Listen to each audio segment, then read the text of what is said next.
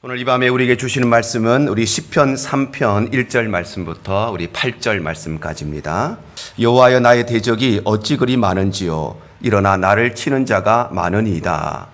많은 사람이 나를 대적하여 말하기를 그는 하나님께 구원을 받지 못한다 하나이다. 여호와여 주는 나의 방패시요 나의 영광이시요 나의 머리를 드시는 자이시니이다. 내가 나의 목소리로 여호와께 부르짖으니 그의 성산에서 응답하시는도다. 내가 누워 자고 깨었으니 여호와께서 나를 붙드심이로다. 천만인이 나를 애워싸 진친다 하여도 나는 두려워하지 아니하리이다. 여호와여 일어나소서. 나의 하나님이여 나를 구원하소서. 주께서 나의 모든 원수의 뺨을 치시며 악인의 이를 꺾으셨나이다. 구원은 여호와께 있사오니 주의 복을 주의 백성에게 내리소서. 아멘. 오늘 우리에게 말씀을 전해주실 목사님은 우리 현재 시더교회를 섬기시는 권혁빈 목사님이십니다.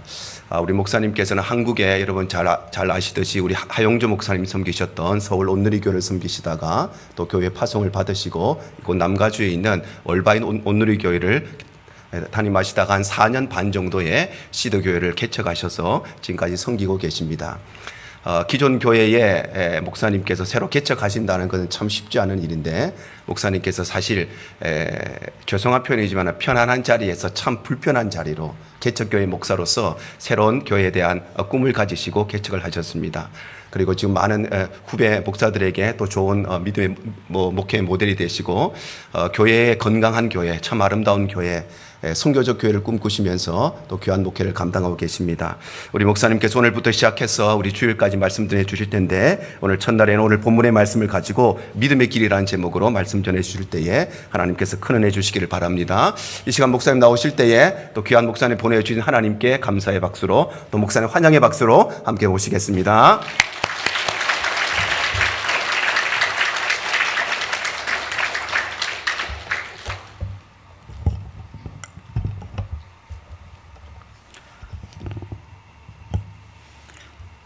여러분 반갑습니다.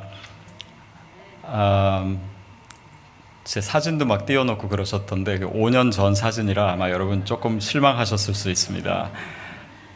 근데 이렇게 개척교회 목사를 또 어렵게 찾아내셔가지고 불러주셔서 너무 감사드리고 저는 일단 이번 집회 이름이 영적 각성 집회 이름이 저한테는 굉장히 부담스럽습니다. 저는 부흥사도 아니고 영적 각성을 일으킬 만한 사람이 전혀 아닙니다.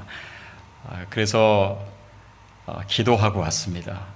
하나님께서 성령님께서 오늘 저와 여러분에게 예비된 은혜를 주실 줄 믿습니다. 그리고 여러분이 기도하신 만큼 또 여러분의 영적인 기대만큼 하나님께서 채워주실 줄 믿습니다. 저는 오늘부터 3일 동안 믿음의 길, 소망의 길, 사랑의 길, 그리고 주일날은 아직도 가야 할 길이라고 하는 제목으로 말씀을 전하려고 합니다. 또 여러분이 그동안 달려오신 길입니다.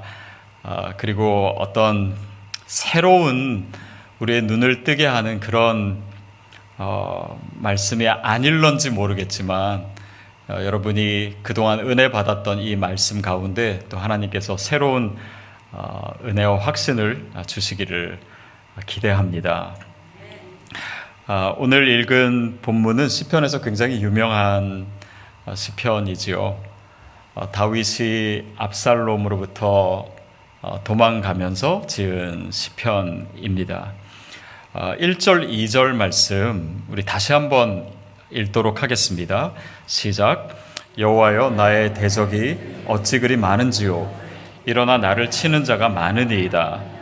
많은 사람이 나를 대적하여 말하기를 그는 하나님께 구원을 받지 못한다 하나이다. 이 짧은 두 구절에 대적이 많다라고 하는 이야기가 세 번이나 나옵니다. 그러니까 지금 다윗의 상황을 대충 짐작할 수 있지요. 더욱이 이 시편 말씀은 그냥 단지 대적이 많은 것이 힘들다, 그 정도가 아닙니다. 물론 우리도 삶에 보면은 정말 대적이 나를 둘러싼 것 같은 그런 어려운 상황이 있을 수 있습니다. 그리고 그 어려움이 그냥 한 가지가 아니라 몇 겹씩 겹쳐서 우리 삶을 힘들게 할 때가 있습니다. 근데 다윗에게 있어서 지금 이 상황이 더 어려운 것은 그의 대적이 그의 가장 사랑하는 아들 압살롬이었기 때문입니다. 저희 교회 시니어 분들이 한 번은 하시는 이야기를 제가 들은 적이 있는데 이러시더라고요. 보통 처음 만나셔서는 이제 서먹서먹 하시니까 그러다가 조금 친해지면은 자기 자식 자랑을 하기 시작하신대요. 그러다가 이제 더 친해지고 허물이 없게 되면 그때부터는 자기 자식 욕을 하기 시작하신다고 그러시더라고요. 맞는지 모르겠습니다. 근데 물론 자기 자녀 흉도 볼 수 있습니다. 그러나 그럼에도 불구하고 결코 미워할 수 없는 대상이 우리의 자녀가 아닌가 싶습니다. 그렇기 때문에 다윗은 아마 더 힘들었을 거예요. 아들 압살롬은 지금 아버지의 왕권을 빼앗으려고 하고 그리고 아버지를 죽이려고 하고 아버지인 다윗은 차마 아들을 미워할 수도 없고 그러나 자기를 죽이려고 하는 왕권을 빼앗으려고 하는 아들로부터 도망갈 수밖에 없는 그러니까 그 상황은 더 아프고 더 힘들었을 겁니다. 더욱이 사랑은 내리사랑이 아니겠습니까? 저희 집에 아이들이 셋 있는데 막내가 지금 11학년입니다. 딸인데요. 이 아이가 한 번은 이렇게 저랑 대화하면서 이런 얘기를 하더라고요. 아빠, 나는 나중에 크면 돈을 많이 벌고 싶어요. 그래서 제가 물었습니다. 돈을 많이 벌어서 뭐 하려고 그러니? 그랬더니 많이 벌어서 자기가 나중에 아이를 낳으면 그 아이에게 큰 집을 사주고 싶대요. 그래서 제가 뭐라고 또 질문했겠습니까? 그럼 아빠는 집 안 사주니? 그랬더니 아빠는 그때쯤 천국에서 더 좋은 집에 살고 계실 텐데 무슨 집이 필요하냐고. 그러니까 결혼도 안 해본 이 어린 아이에게도 이 사랑은 자기 자식을 향해 있는 것 같습니다. 다윗이 사실 이 지은 이 시편에서 대적인 압살롬을 직접 언급하고 있지 않습니다. 그냥 일반적인 명사를 사용해서 대적이라고 얘기하고 있어요. 그리고 보통 이렇게 다윗이 정말 이 대적에 대해서 막 심하게 욕하고 막 이런 것도 별로 없습니다. 더욱이 이제 사무엘서에 보면은 이 압살롬과 이제 전쟁할 때 다윗의 군대 장관에게 이렇게 얘기합니다. 내 아들에게 선대해 달라고. 그러니까 이 상황에서조차 다윗은 정말 아픈 가슴으로 자기를 죽이려고 하는 아들을 사랑하고 있는 것입니다. 그런데 그것보다 다윗을 더 힘들게 하는 것이 있었습니다. 그것은 2절 끝에서 볼 수 있는데 이렇게 대적이 많고 또 아들이 나를 힘들게 하고 이런 상황에서 그는 사람들이 얘기하기를 그는 하나님께 구원을 받지 못한다. 여러분 다윗이 누구입니까? 다윗에게 있어서 하나님은 그의 인생의 전부였습니다. 하나님은 늘 위기 가운데 다윗을 도와주셨고 또 죽음에서 다윗을 건져주셨던 분이에요. 그런데 그 일평생 동안 다윗을 지켜주시고 보호해 주셨던 하나님이 지금은 침묵하고 계신 겁니다. 그를 도와주지 않고 구원해 주지 않는 것 같아요. 아마 다윗은 정말 고민했을 겁니다. 왜 하나님이 이 시간에 나를 도와주지 않으실까? 혹시 내가 뭘 잘못한 것이 아닐까? 그래서 보면은 이 사건 전에 다윗이 밧세바를 범한 사건도 있고 우리아를 죽인 사건도 있고 다윗도 이렇게 뭔가 우리처럼 뭔가 이런 어려운 상황이 되면은 내가 혹시 뭐 잘못한 거 없을까? 혹시 그것 때문에 하나님이 나를 사랑하시지 않는 거 아닐까? 하나님이 더 이상 나에게 무관심하신 것까? 그리고 아니 나를 이제는 미워하셔서 이렇게 나를 죽게 그냥 내버려 두신 걸까? 그런 온갖 생각들이 이 다윗의 머리 가운데 가득 찼었을 거예요. 그래서 이 1절 2절에 보면은 정말 고개를 숙일 수밖에 없는 그런 다윗의 상황이 잘 나와 있습니다. 자, 그런데 이 시편이요 3절부터 조금씩 반전이 일어납니다. 그러니까 1절, 2절에 굉장히 어려운 마음으로 두려움과 절망 가운데 있는 이 다윗의 모습을 보여준다면 3절부터 조금 달라요. 우리 3절, 4절 같이 읽겠습니다. 시작. 여호와여, 주는 나의 방패시요 나의 영광이시요 나의 머리를 드시는 자이시니이다. 내가 나의 목소리로 여호와께 부르짖으니 그의 성산에서 응답하시는도다. 네, 여호와는 나의 방패이시요 나의 영광이시요 나의 머리를 드시는 분이시다. 뭔가 다윗이 조금 힘이 난 것 같죠. 그래서 저는 다시 시편을 읽어봅니다. 도대체 무슨 일이 있길래 다윗이 이렇게 다시 믿음을 고백하고 뭔가 영이 살아나는 것 같을까? 근데 아무 힌트가 없어요. 그냥 상황은 아마도 그대로일 것입니다. 근데 제가 유일한 단서로 찾는 것은 2절 끝나고 셀라라고 하는 단어가 나옵니다. 이 셀라라고 하는 것은 사실 그 뜻이 명확하게 뭔지 학자들 가운데도 아직 논란이 있는 단어예요. 그런데 그 단어의 뜻보다 중요한 것은 이 셀라는 그냥 읽는 것이 아니라 잠시 멈추는 것입니다. 호흡을 가다듬는 거예요. 그러면서 단지 호흡만 가다듬는 것이 아니라 그 시간 가운데 하나님을 떠올리는 것입니다. 다윗은 이 절대절명의 위기 가운데 하나님을 떠올렸습니다.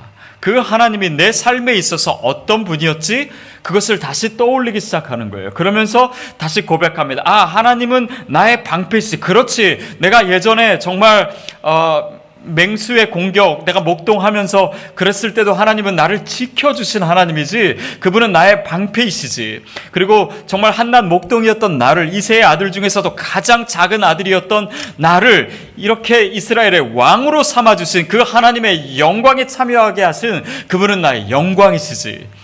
그리고 바스바를 범하고 그래서 정말 고개를 떨굴 수밖에 없는 그런 자기 스스로에게 절망하고 자기 스스로에게 실망했던 그런 모든 상황에서 나를 용서해 주시고 나를 용납해 주시고 나의 머리를 들게 하시는 분이시지, 그것을 떠올리고 있는 거예요. 그래서 고백하고 있습니다. 자기의 삶을 통과한 하나님에 대한 고백이었기 때문에 다윗의 믿음 가운데 더 진정성 있는 고백이었을 것입니다. 여러분, 혹시 신학 용어 중에 초시간성 영적 기억력이라고 하는 단어 들어보셨습니까? 조금 어려운 단어인가요? 표정 보니까 한 번도 못 들어보신 것 같아요. 그도 그럴 것이 제가 몇 달 전에 만든 용어입니다. 초시간성 영적 기억력. 이건 뭡니까? 초시간성이라는 건 과거와 현재와 미래를 초월해 있는 거예요. 다시 말하면 우리의 삶에 있어서 나의 과거에 역사하셨던, 내 삶 가운데, 나의 위기 가운데 역사하셨던 그 하나님을 떠올려서 지금의 내 상황 가운데 아니면 나의 미래에 선포하는 것입니다. 그러니까 다윗에게 있어서 그 나의 방패이시오 나의 영광이시오 머리를 드시는 그 하나님은 단지 나의 과거 가운데만 역사하셨던 분이 아니라, 하나님은 예수 그리스도가 어제와 오늘과 영원토록 동일하신 것처럼 그 하나님이 오늘 나를 붙들고 계신 하나님이야. 그러니까 그 하나님이 동일하신 하나님이야. 그래서 나의 현재 위기 가운데서도 나를 붙드시는 그 하나님은 여전히 신실하신 분이심을 고백하는 하나의 우리가 영적인 회복을 위해서 필요한 중요한 방법 중에 하나입니다. 그래서 하나님은요, 그에게 있어서는 과거나 현재나 미래가 동일하세요. 그 하나님을 생각하는 가운데, 아니 내가 그 하나님이 나의 하나님인데 내가 왜 낭망하고 있지? 내가 왜 절망하고 있지?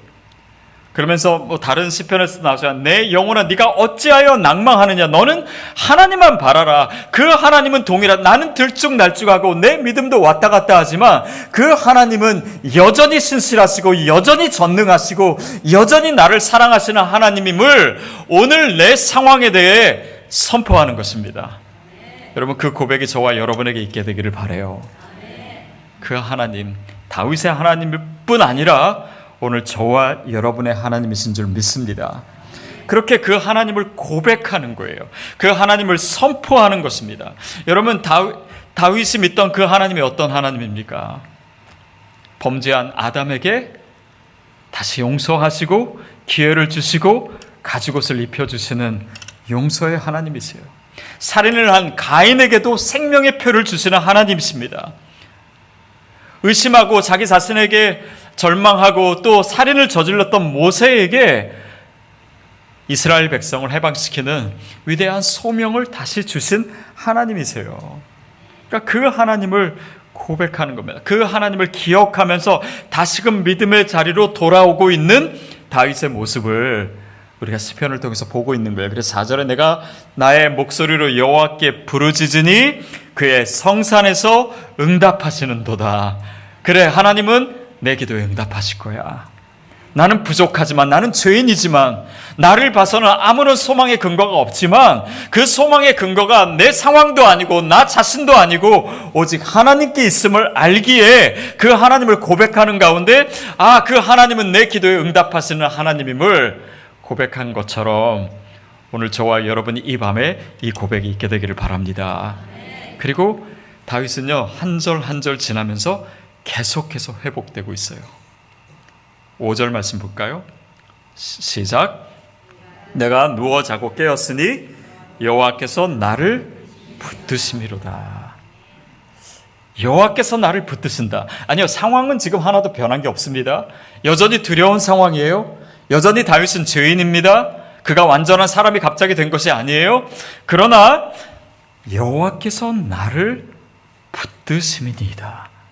이 고백을 하는데요, 하나님께서 나를 붙들고 계시다라고 하는 근거를 가지고 나옵니다. 근데 그 근거가 뭔가 좀 대단한 거를 갖고 나올 줄 알았는데 되게 평범하고, 어떻게 보면 이걸 가지고 하나님께서 나를 붙들고 계신 증거로 삼을 수 있냐라고 하는 걸 갖고 나와요. 그게 뭐냐면 내가 누워 자고 깨었으니. 아니, 뭔가 대단한 그냥 기적이 일어나가지고 하나님이 용병을 보내주셨든지 아니면 뭐 하늘에서 뭐 불기둥을 내려 보내주시든지 뭐 적을 다 섬멸해 주시든지 이런 상황이 아니고 내가 누워 자고 깨었으니 그것이 여호와께서 나를 붙들고 계신 것이다. 그 증거로 삼는 거예요. 제가 몇 년 전에 읽었던 책 중에 이 티스 워렌이라고 하는 사람이 지은 오늘이라고 하는 예배라는 책이 있습니다. Liturgy of the Ordinary라고 하는 책입니다. 근데 이 책에 보면은 우리 삶에서 우리가 늘 뭐 경험하는 일상의 일들을 이 의식과, 그러니까 뭐 성례와 하나씩 연결시켜요. 거기에 영적인 의미를 부여해요. 뭐 예를 들면 내가 아침마다 샤워를 한다. 그러면 이거는 하나님이 나를 날마다 나를 정결케 하시는 거야. 죄인인 나의 죄를 씻기는 거야. 그러니까 그 일상 가운데 이 영적인 의미를 부여함으로써 매일매일 경험하는 그 영적인 의미들을 내가 늘 기억하고 그것이 내 영을 다시 살아나게 하는 것입니다. 또 이메일을 받는 것은 누군가에게 축복의 메시지를 전하는 거야. 또 뭐 밥을 먹는 것, 이것은 성찬이야. 성찬이니까 식사를 할 때마다, 하루에 3끼를 먹을 때마다 그리스도께서 나에게 베푸신 은혜를 생각하고 그 십자가의 은혜를 생각하고, 또 예전에 이제 초대교회 성도들은 같이 이제 밥을 먹고 그게 성찬이었잖아요. 그리고 나서 길거리로 나가서 가난한 사람들에게 그 음식을 나눠주고, 그러니까 이 식탁을 통해서 또한 내 삶을 통해서 다른 사람을 축복하기를 원하시지, 뭐 이런 것들을 이제 계속 생각하는 것입니다. 그 중에 하나가 아침에 깨는 거예요. 아침에 깨는 것, 이것을 어떤 의미로 해석하냐면 이것은 세례다. 자, 세례, 그러니까 이제 대응 장로교이기 때문에 여기서는 침례가 아니라 세례를 주죠. 저도 장로교 목사입니다. 그래서 세례를 주는데 제가 개척을 하면서는요, 교단에 가입을 뭐 아직 안 했습니다. 근데 제 마음에 예전부터 침례를 한번 해보고 싶었어요. 그러니까 뭐 세례도 좋지만은 정말 이렇게 물에 들어갔다가 나오면 훨씬 더 감각적으로도 느끼고 좀 체험적으로 더 이렇게 감격적이지 않을까라고 해서 몇 번 했는데요. 저는 좋더라고요. 그래서 모든 성도들이 보는 앞에서 이렇게 그 조그만 풀을 앞에 준비해 놓고 물에 들어갔다가 나와요. 근데 물에 들어가는 의미는 뭡니까? 물 속에 잠기는 의미는 그것은 나의 죽음이에요. 그렇죠? 나의 옛자의 죽음입니다. 그리고 나서 물 위로 다시 올라오는 것은 다시 태어나는 거잖아요. 근데 이것은 뭐 단지 뭐 내가 예수를 믿는다 이런 고백도 있지만 나중에 우리가 죽어서 천국에서 다시 눈을 뜰 때 바로 그 사건을 우리가 현재적으로 또 부분적으로 경험하는 그런 의미도 사실은 세례에 포함되어 있습니다. 그리고 물 위로 올라올 때는요, 막 성도님들이 다 일어나가지고 환호성을 지르고 박수를 쳐주고 막 그래요. 그래서 굉장히 그 시간이 말하자면 좀 감동이 있습니다. 근데 이건 뭐냐면 우리가 나중에 죽어서 천국에서 눈을 뜰 때 천군 천사가 24장로가 정말 수많은 사람들이 내가 천국에서 다시 눈을 뜨고 이 생명, 영원한 생명을 누리는 것을 환영하고 축복하고 막 박수 쳐주고 막 응원하는 거잖아요. 아침에 눈 뜨는 것이 바로 그런 것이다. 나에게 새로운 하루를 주시고 하나님과 천군 천사가 나를 축복하고 오늘 하루를 정말 새로운 영으로 살게 되는 그것을 축복하고 응원하고 그런 의미이기 때문에 내가 아침에 일어날 때 여러분도 내일 한번 해보세요. 내가 눈 뜰 때 이것은 세례의 의미를 갖는다. 하나님께서 천군천사가 나를 축복하고 있고 오늘 하루를 정말 주님 앞에서 정말 힘있고 기쁘고 아름답게 살아라고 하나님께서 주신 선물과 같은 시간이다. 그러니까 날마다 이런 일상 자체가 영적인 사건이 되는 것이고 그러면서 내 영이 내 삶 자체가 정말 하나님의 임재 가운데 늘 살 수 있도록 얘기하는 것이라는 거예요. 자, 이런 일상이 우리의 영성이다. 이것은 사실 우리의 신앙에 굉장히 중요합니다. 여러분, 우리가 뭐 오늘 영적 각성 집회라고 해서 우리가 은혜를 받기 위해서는 뭔가 특별한 시간을 마련하고 그리고 여기서 은혜를 받고 그래야만 은혜를 받는 것은 당연히 아닙니다. 사실 이것은 하나의 계기가 될 수 있지만 진짜 중요한 영성은 어디에 있습니까? 이 집회가 끝나고 이 안에서만 은혜를 받는 것이 아니라 내 일상의 삶에 이 영성을 가지고 가는 것, 그게 중요한 거 아닙니까? 아멘? 우리가 팬데믹 때 뭘 느꼈습니까? 물론 뭐 예배 계속 드리셨다고 그랬는데 예배 못 나오신 분들 많으시잖아요. 그러니까 집에서 내 일상의 자리에서 내 삶의 자리에서 나의 영성의 실체를 보게 된 거예요. 내가 믿음이 있다라고 생각했는데 나에게 예배의 영성이 있다라고 생각했는데 실제로 내가 혼자 있다 보니까 교회에 있을 때 몰랐는데 내 삶에 있어서 내 믿음이 정말 살아있고 내 예배가 살아있지 못했구나라고 하는 것을 느끼시는 분도 어쩌면 있었을 것입니다.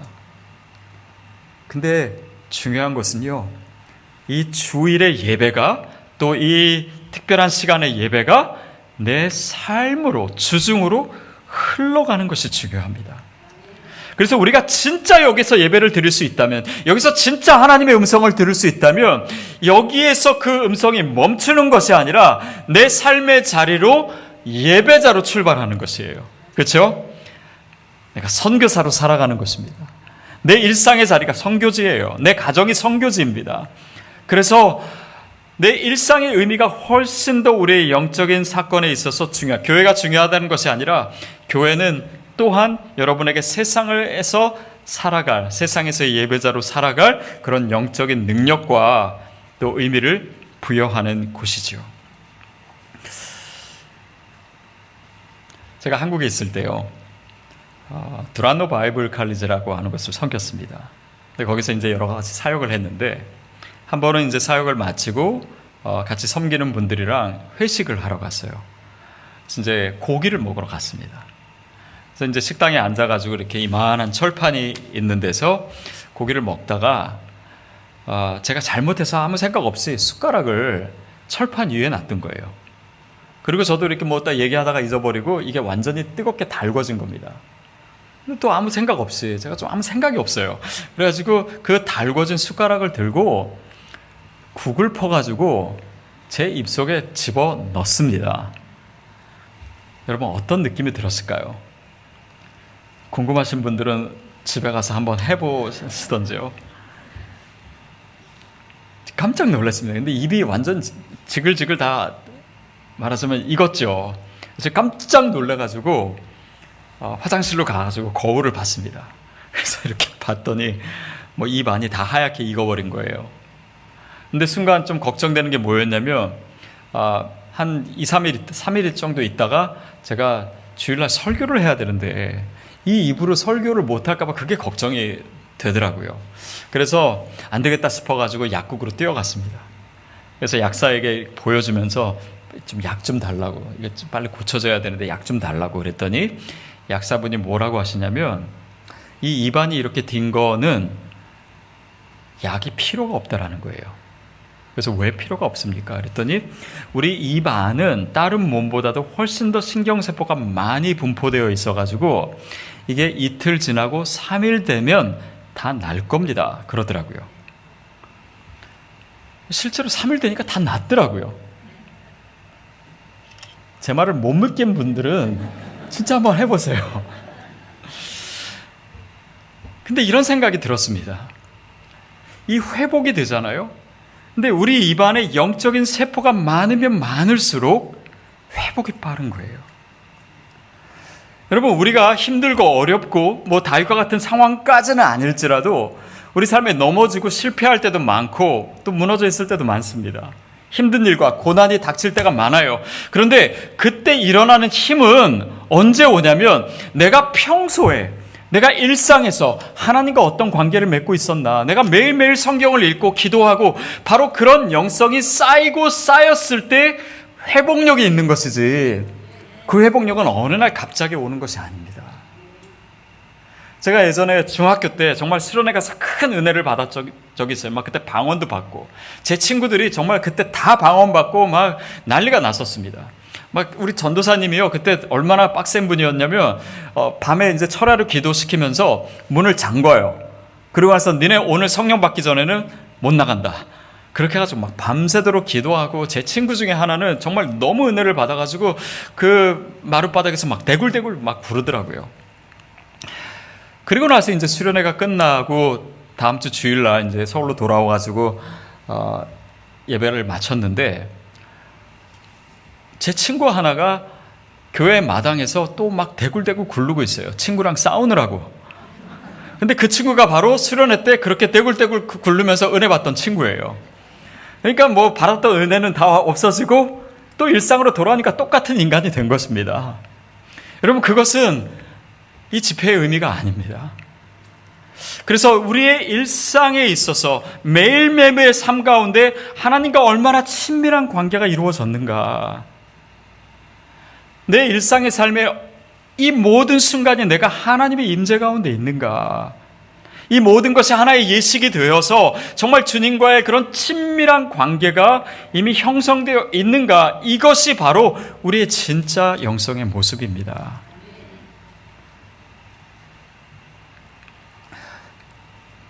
여러분, 한번 생각해 보세요. 어느 아빠가 있는데 어린아이가 있습니다. 근데 이 아빠는 평소에 집에 잘 안 들어와요. 그리고 가끔 집에 나타나요. 막 어쩔 때는 막 1년씩 집에 안 들어와요. 그러다가 아들 만나면은 뭐 좀 큰 돈으로 용돈 주고. 여러분, 이런 아빠가 더 좋습니까? 아니면 매일매일 아들이랑 같이 밥 먹고 같이 자기도 하고 같이 놀기도 하고 뭐 용돈도 매일 큰 돈은 아니지만 매일매일 주고, 그런 아빠가 더 좋은 아빠입니까? 라고 어느 교회에서 물어봤더니 그래도 큰 돈 주는 아빠가 좋다라고 하는데, 그렇지 않죠. 여러분, 하나님과의 관계는 어느 특별한 때만 하는 것이 아닙니다.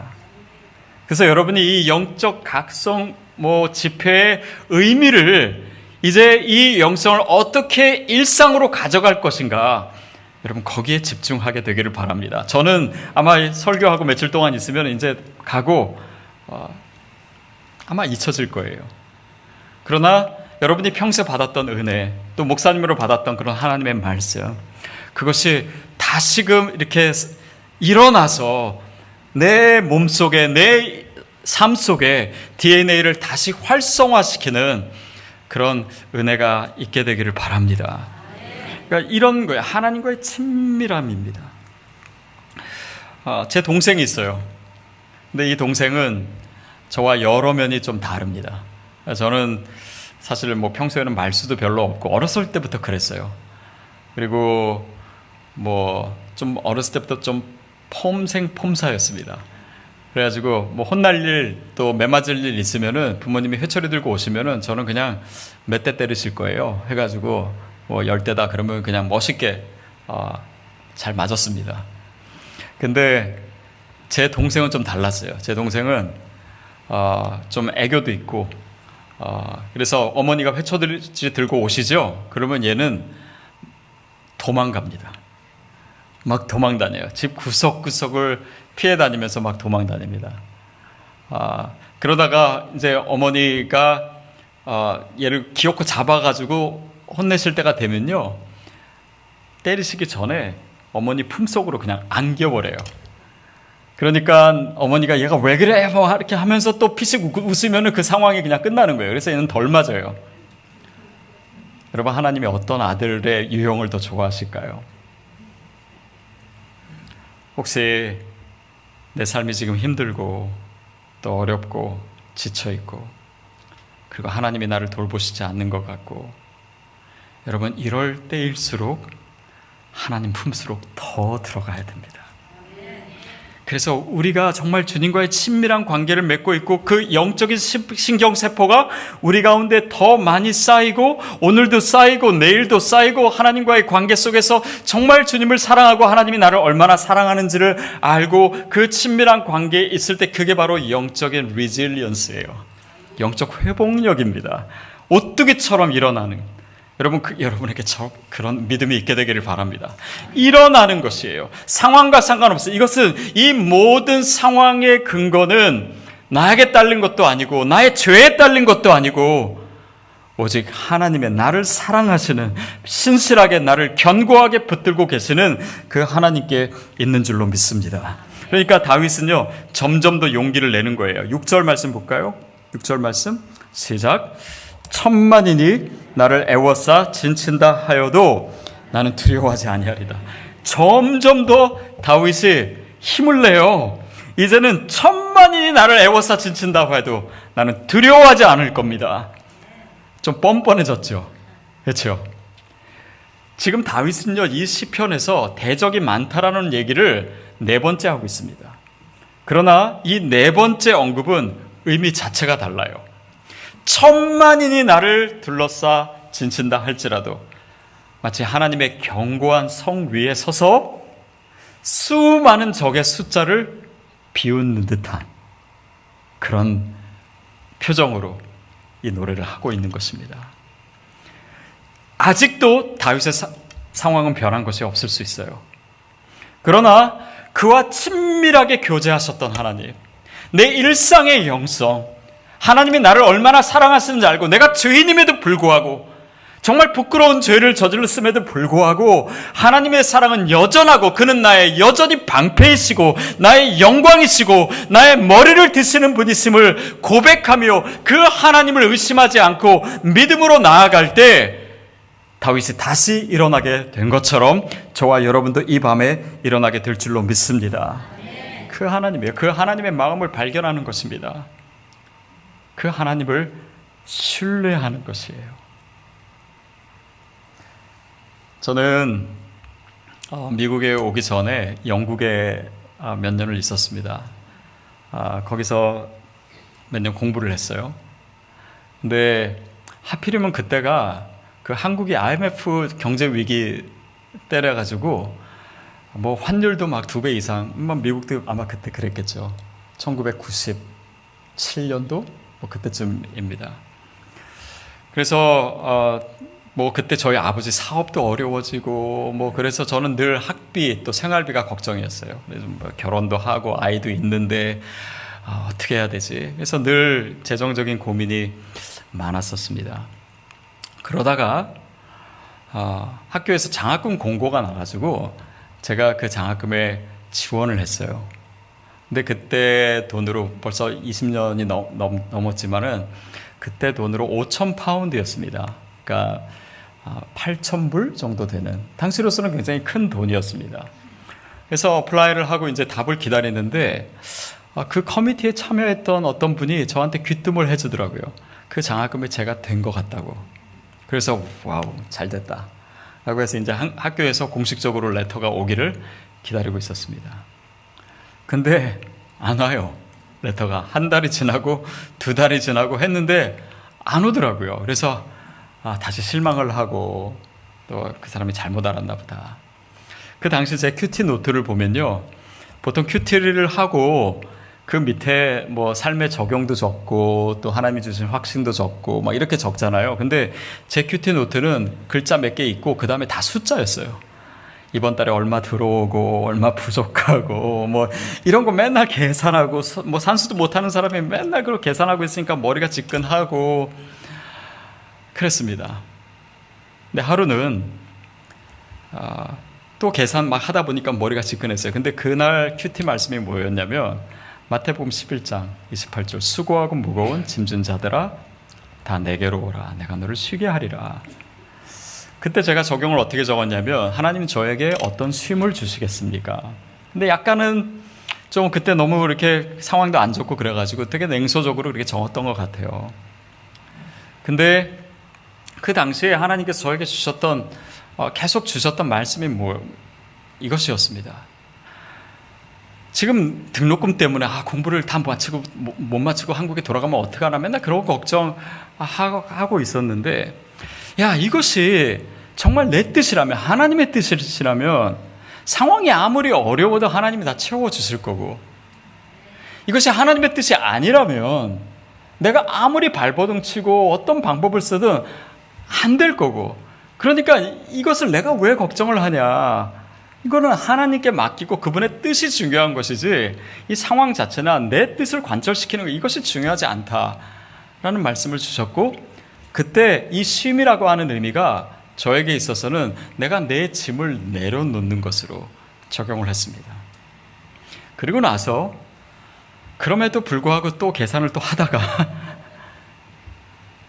밖에 나갔어요. 그냥 산책을 했습니다. 그러다가 제 메일박스에 잠깐 들렸어요. 그리고 나서 메일박스를 열어보니까 편지 한 통이 와 있는 거예요. 열어봤습니다. 제가 깜짝 놀랐어요. 학교에서 장학금을 주겠다라고는 편지가 왔는데, 제가 신청했던 5,000파운드가 아니라, 제가 신청도 안 했는데 15,000파운드를 2년을 주겠다고 하는 레터를 받았어요. 당시에 그 정도면요, 등록금과 생활비까지 다 해결되는 그 정도의 액수였습니다. 이게 좀 이상하잖아요. 왜냐하면 이 장학금 커미티는 제가 어플라이한 게 아니었거든요. 나중에 얘기를 들었는데, 처음에 제가 어플라이한 장학금에서 제가 선정이 됐었대요.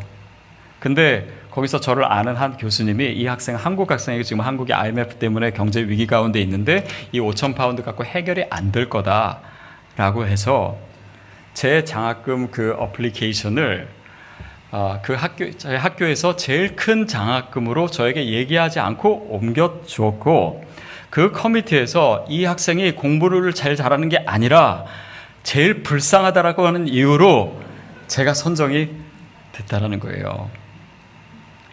제가 장학금 받았다고 자랑하고 싶어서 이 얘기 드린 겁니다. 드린 것은 아니고요. 그 당시에 하나님이 저에게 원하셨던 것이 있었어요. 그건 뭐냐면 하나님의 뜻을 신뢰하는 것이었습니다. 뭔가 내 뜻이, 내가 지금 상황이 어려우니까 이 상황이 해결되는 것, 그것을 원하시는 것이 아니라 늘 이런 상황 가운데서도 말씀을 대하고 큐트를 하고 하나님과 가까워지고 하나님의 음성을 듣고 하나님의 뜻을 내가 구하고 그분의 뜻을 내가 신뢰하는 것, 그것이 그 출제 의도였지, 이 문제가 해결되는 것 자체가, 저는 그게 내 문제라고 생각했는데 그게 하나님의 출제 의도가 아니었던 거예요. 다윗에게 하나님께서 하고 싶으셨던 것도 저는 이것이라고 생각합니다. 대적의 문제가 해결되는 것 물론 다윗이 원했던 것입니다. 그러나 이 상황에서조차 여전히 하나님은 나의 방패이시고 나의 영광이시고 내 머리를 숙이게 하시는 분이 아니라 내 머리를 들게 하시는 분이셔. 그 하나님을 내 일상을 통해서 내 모든 삶의 자리를 통해서 다시금 알게 되고 그 하나님을 신뢰하는 것. 여러분 이 시편에서요 그 문제가 어떻게 해결되었다라고 하는 얘기는 없습니다. 그러나 그 믿음을 회복하고 있는 하나님을 향한 신뢰를 회복하고 있는 다윗의 모습이 너무나 선명하게 드러나고 있고 바로 그것이 저와 여러분에게 원하시는 하나님의 마음이라고 저는 믿습니다. 그래서 이 밤에 그런 영적 리질리언스가 우리 가운데 다시 회복되기를 축복합니다. 그 확신으로 다시 일어서는 것입니다. 이 자리를 우리가 처음에 왔을 때 그 염려와 걱정으로 다시 일어나기를 주님이 원치 않으세요. 하나님께서 나의 영광이시고 나의 방패이시다, 내 머리를 드시는 그 고백을 다윗의 입술이 아니라 바로 여러분의 입술을 통해서 고백되기를 하나님은 기다리고 계시는 것입니다. 그래서 천만인이 나를 둘러싸 진칠지라도 나는 두려워하지 않습니다. 제가 공부를 마치지 못한들 이게 하나님께 있어서 중요한 것은 주님과 저와의 관계예요.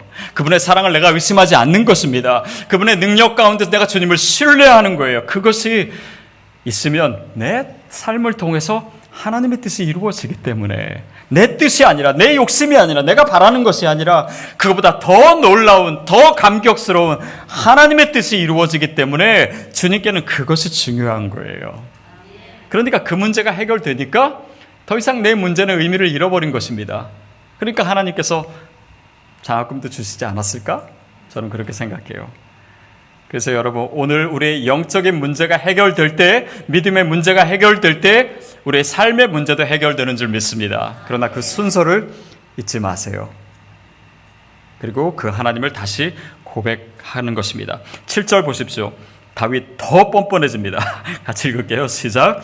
여호와여 일어나소서, 나의 하나님이여 나를 구원하소서. 주께서 나의 모든 원수의 뺨을 치시며 악인의 일을 꺾으셨나이다. 이제 하나님께 막 명령해요. 여호와여 일어나소서, 악인의 일을 꺾으소서. 다윗이 잘한 거 아무것도 없습니다. 여전히 부족하고 여전히 어려운 상황입니다. 그러나 그 하나님에 대한 확신은 차고 넘쳐요. 하나님이 이제 일어나 주시옵소서. 하나님이 나의 하나님이신 것 제가 압니다. 제가 의심하지 않아요. 내가 죄인이라고, 내가 부족하다고, 내가 어려운 상황 가운데 있다고 하나님이 나를 버리시는 하나님이 아니라는 것 제가 압니다. 그분이 나의 머리를 들고 그 영광을 회복시키실 하나님이라는 걸 내가 더 압니다. 내가 눈에 보이는 이 상황보다도 그 하나님에 대한 고백이 더 분명하기 때문에 내가 염려하지 않겠습니다. 내가 두려워하지 않겠습니다. 그 하나님이 나의 하나님입니다. 그 고백하는 다윗의 모습이 오늘 저와 여러분의 모습 되기를 바랍니다. 악인의 일을 꺾으셨나이다. 이미 그것을 과거 완료형으로 표현하고 있어요. 이미 이루어진 것처럼. 왜? 하나님은 초시간성이시기 때문에 이미 이루어진 것처럼. 여러분, 우리의 지금 고민은 하나님 뜻 안에서 이미 해결된 줄로 믿습니다. 우리의 믿음도 주님 앞에서 더 온전해진 줄 믿습니다. 하나님의 관계가 이 기간을 통해서 완전히 회복되기를 바랍니다. 그럴 때 하나님께서 우리의 삶에 그 본질이 아닌 문제를 해결해 주시기 시작하실 거예요. 그리고 우리가 8절 말씀을 다시 읽겠습니다. 8절 시작. 구원은 여호와께 있사오니 주의 복을 주의 백성에게 내리소서. 사실 8절 내용을 보면요, 앞의 내용과 전혀 상관이 없습니다. 구원은 여호와께 있사오니 주의 복을 나에게도 아니고 주의 백성에게 내리소서. 많은 학자들이 이 8절 말씀은 내용상으로 필요하지 않다. 그러나 다윗이 단지 은율에 맞추기 위해서 추가한 절이 8절이다. 자, 그 말은 어쩌면 맞는 것일 수 있습니다. 그러나 저는 이 8절이 제일 좋아요. 왜냐하면 다윗이 지금 이 어려운 상황에서 하나님에 대한 확신을 갖게 되고 나니까요, 여유를 부리고 있는 것 같아요. 노래하면서 은율을 맞춰주고, 그리고 더 이상 자기의 문제를 얘기하지 않고 있습니다. 왜냐하면 내 문제 가운데 나는 하나님을 만난 거예요. 내 문제 가운데 그 하나님을 확신하게 된 거예요.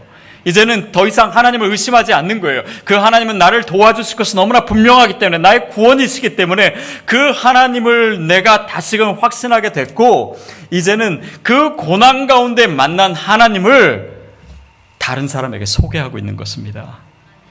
구원은 여호와께 있다라는 것을, 이 복을 주의 백성에게 내리소서, 자신과 같이 어려움 가운데 있는 사람을 초대하고 있는 것입니다. 그 믿음의 자리에. 여러분, 저와 여러분에게 그 믿음의 여유가 있게 되기를 바랍니다. 다윗은 시편 150개의 시편 중에 다윗이 쓴 것이 73개입니다. 근데 그 중에 가장 먼저 나타나는 다윗의 시가 바로 오늘 읽은 시편 3편이에요. 다윗은 그 어떤 하나님보다도 자기가 고난 가운데 만나신 하나님, 자기가 여전히 부족하지만 자기를 버려두지 않으신 하나님, 그 일상을 통해서 친밀하게 된 그 하나님, 그 하나님을 그 어떤 상황에서 만난 하나님보다 먼저 얘기하고 싶었던 거예요. 저와 여러분의 고백도 바로 그렇게 되기를 바랍니다. 여러분, 우리의 일상 가운데 하나님을 늘 느끼시는 영적인 신경세포가 깨어나기를 바랍니다. 그럴 때 정말 주님의 사랑을 내가 순간순간 느끼고, 심지어는 내가 잘못해들지라도 마치 제 동생처럼 하나님 품으로 더 가까이 들어가는, 그 사랑을 의심하지 않는, 내 과거에 행하셨던 하나님이 여전히 오늘 나의 하나님이심을 의심치 않는 그 다윗의 영성이 저와 여러분 것 되기를 주님의 이름으로 축복합니다. 가장 좋은 길로 나 인도하시네.